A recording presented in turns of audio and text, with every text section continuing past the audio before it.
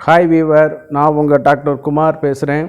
இன்றைக்கி நம்ம பார்க்கக்கூடிய ஒரு முக்கியமான ஒரு தலைப்பு என்னன்னு கேட்டிங்கன்னா, அனைவர் மனதிலும் எழுந்து கொண்டிருக்கக்கூடிய இந்த சந்தேகம் அதை பற்றி ஒரு விரிவான ஒரு விளக்கம் தான் இன்றைக்கி பார்க்க போகிறோம்.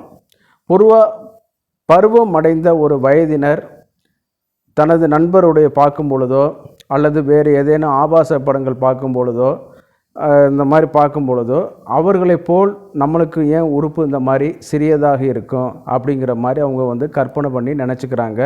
பெரியதாக இருக்கக்கூடிய நபர்களும் கூட தனக்கு உறுப்பு சிறியதாக இருக்குது அப்படிங்கிற ஒரு மனநிலைக்கு போயிடறாங்க.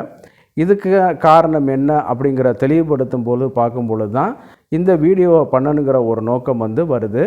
அதில் பார்க்கும் பொழுது பொதுவாக ஆண்குறியோட அளவு என்ன அப்படிங்கிறத நம்ம இந்த வீடியோவில் பார்க்க போகிறோம். பொதுவாக ஆண்குறியோட அளவு பார்த்திங்கன்னு கேட்டிங்கன்னா பிறப்பிலிருந்து ஸ்டார்ட் ஆக ஆரம்பிக்குது. பிறந்த குழந்தைக்கு பார்த்திங்கன்னு கேட்டிங்கன்னா 2.5 சென்டிமீட்டரில் இருந்து ஏறத்தாழ 4.5 சென்டிமீட்டர் வரைக்கும், அதாவது 1.9 இன்ச் அப்படிங்கிற ரேஞ்சில் இருந்து அது கொஞ்சம் கொஞ்சமாக டெவலப் பண்ண ஆரம்பிக்குது. இது என்னன்னு கேட்டிங்கன்னா ஒரு 5 வயதில் ஏறத்தாழ ஒரு 6 சென்டிமீட்டர் அளவு போல் வளர ஆரம்பித்து விட்டு பருவம் அடையும் வரைக்கும் அந்த 6 சென்டிமீட்டர்லேருந்து கொஞ்சம் கொஞ்சமாக முயற்சி பண்ணிக்கிட்டே இருக்க வைக்கும். பருவம் அடைந்த பிறகு அந்த ஆண்குறியோட அளவு என்னென்னு கேட்டிங்கன்னா ஏறத்தாழ 5 இன்ச்சஸ் இருந்து அதே நேரத்தில் 6 இன்ச்சுக்கு மேலே 6.5 6.13 நியர்லி 7 இன்ச்சஸ் அப்படிங்கிற ஒரு இதில் வரைக்கும் அளவுகள் வருது. இந்த அளவு 2 வகைப்படும். ஒன்று எரெக்ஷனான நேர் நிலவில் உள்ள தண்டு பகுதியோட அளவு, அடுத்து சர்க்கம்ஃபரன்ஸான ஒரு அளவு, சுற்றளவு. அது ஆண்குறியோட தடிமனை பற்றி நம்ம சொல்லக்கூடியது. இரண்டுமே முக்கியம். உடல் உறவுக்கு நீளமும் முக்கியம், அதே நேரத்தில் தடிமனும் இருந்தால் தான் எதிர் பார்ட்னரை நம்ம சாட்டிஸ்ஃபேக்ஷன் பண்ண முடியும். ஒரு காலத்தில் பரிணாமத்தினுடைய அடிப்படையில் சிறிய ஆண்குறி உள்ள விலங்கினங்கள் இருந்தது, மனிதர்களே இருந்திருக்காங்க. நாளாக ஆப்போசிட் பார்ட்னர் அவங்கள எடுக்க தவறினால் இன்றைக்கி இது அந்த இனமே அழிந்ததாக ஒரு இது. பரிணாம அடிப்படையிலையும் சரி, மற்ற விலங்குகளுக்கும் அந்த உடல் எடைக்கும் பார்க்கும் பொழுது ஆண்குறியோட அளவு மனிதனுக்கு மட்டும்தான் அதிகமான ஒரு வளர்ச்சி அடைந்த ஒரு பகுதியாக இருக்குது. இதில் பார்த்தீங்கன்னு கேட்டிங்கன்னா பல்வேறு தியரிகள் சொல்லிகிட்ருக்காங்க. அதாவது ஆண்குறியோட நீளத்திற்கும் உயரத்திற்கும் சம்பந்தம் இருக்குது அப்படிங்கிற ஒரு தியரி ஒன்று இருக்குது. ஆண்குறி அந்த அந்த நீளத்திற்கும் ஆண்குறியோட அந்த நீளத்திற்கும் சர்க்கம்ஃபரன்ஸுக்கும் அவங்களுடைய உடல் எடைக்கும் சம்பந்தம் இருக்குன்னு ஒரு தியரி.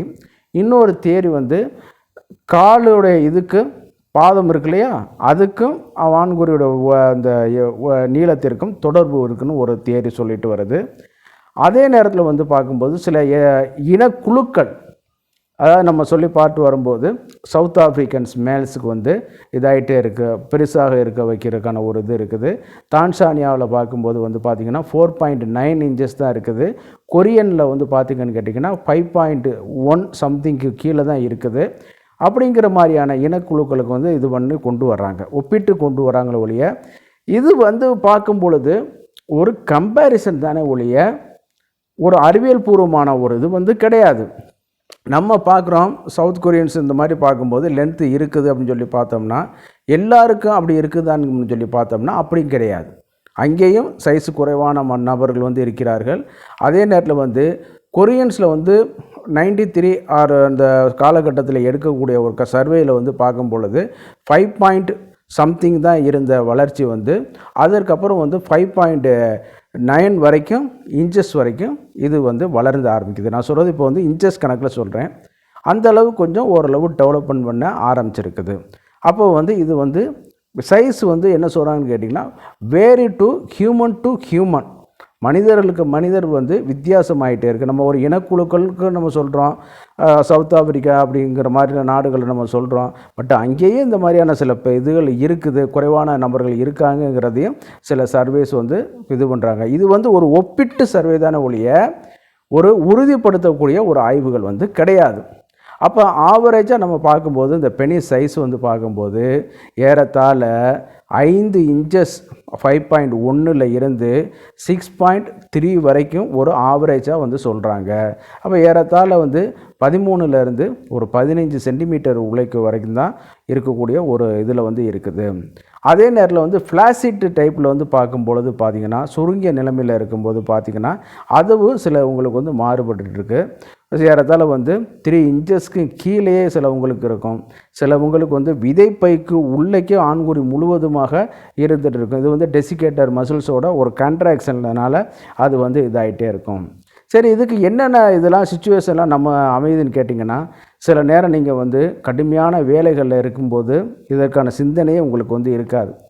அதே நேரம் குளிர்கால கட்டங்கள், சில நேரம் வந்து ஆங்ஸைட்டி கோவப்படுதல், இந்த மாதிரியான ஒரு இதுகளில் வந்து பார்க்கும் பொழுது இந்த ஆண்குறியோட சைஸுக்கும் அது வளர்ச்சிக்கும் சில நேரம் வந்து வித்தியாசப்படுது அப்படிங்கிற மாதிரியான சில ஒப்பீட்டு ஆய்வறிக்கைகள் வந்து சொல்லியிருக்காங்களே ஒழிய இது வந்து பார்க்கும் பொழுது ஒரு உறுதியான தகவலை வந்து கொடுக்கக்கூடிய அந்த தரவுகள் வந்து கிடையாது.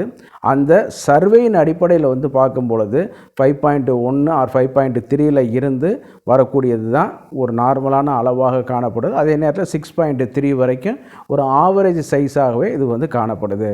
அதனால் நீங்கள் வந்து சிறியதாக இருக்குது அப்படின்னு சொல்லிக்கிறத நீங்கள் கவலைப்பட வேண்டியதில்லை. அந்த ஆண்குறியோடைய இதில் உள்ள எல்லா ஃபங்க்ஷனுமே வந்து சிறியதாக இருந்தாலும் அந்த நரம்புகள் வந்து எல்லாத்துலேயும் அது வந்து ஈடு கொடுக்க வைக்கும். அதே நேரத்தில் வந்து அந்த இதனுடைய பணி வந்து என்னென்னு கேட்டிங்கன்னா செமனை கொண்டு போய் பெண்குறிக்கு உள்ளேக்க தள்ளுது. சரிங்களா? ஆண்குறி சிறியதாக இருந்தாலும் சரி பெரியதாக இருந்தாலும் சரி விந்தணுக்களுடைய எண்ணிக்கை ஆர் மோட்டிவ் நீந்தி செல்லக்கூடியதை வச்சு தான் குழந்தை பிறக்கக்கூடிய ஒரு இதுகளுக்கு இது பண்ணக்கூடியது. அதே நேரத்தில் வந்து ப்ளஷர் சந்தோஷத்துக்கு வந்து இதற்கு வந்து சில விருப்பங்கள் தானே ஒழிய பெரிய சைஸ் இருக்கிறவங்கள விரும்புகிறாங்கிறது வந்து ஒரு ஆவரேஜான மன ரீதியான இது தானே ஒழிய சிறியதாக இருந்து திருப்திப்படுத்தவர்கள் வந்து நிறையாது. அதான் சிற்றுளியும் சிலை செதுக்கும் அப்படிங்கிறதுல ஒரு பழமொழி சொல்லியிருக்காங்க. இந்த வீடியோ உங்களுக்கு பிடிச்சிருந்துச்சுன்னா லைக் பண்ணுங்கள், ஷேர் பண்ணுங்கள். மற்றும் ஒரு நல்ல வீடியோவோடு உங்களை வந்து சந்திக்கிறேன். நான் உங்கள் டாக்டர் குமார். நன்றி, வணக்கம்.